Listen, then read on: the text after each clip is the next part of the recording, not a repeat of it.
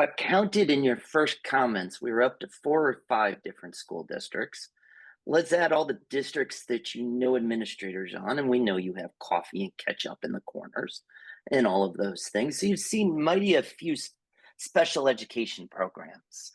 Curious your take on what's the core pillars of success in this. It's certainly the kid hitting the end goals, don't get me wrong, but it's a much bigger dynamic in that, don't you think? It is.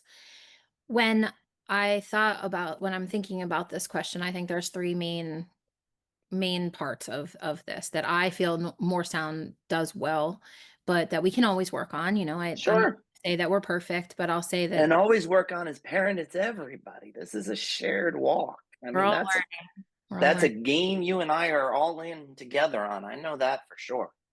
What I feel makes us really strong in Morristown and most inclusive is that we work on consistency where, Yep. families know what to expect, whether you're talking entering to preschool disabled or coming through to 12th grade. What does consistency look like for us?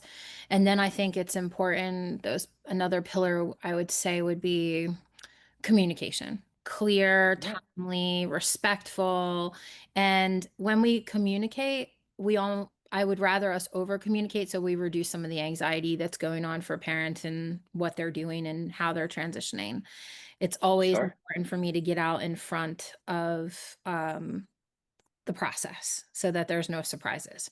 And Yeah. then finally, I would say another pillar would be collaboration that Yeah. we work well with parents to figure out what their students need and to give our professional opinion and to make the team aspect really work. But what I'll work on is toning that process to make it sure that it's true partnerships.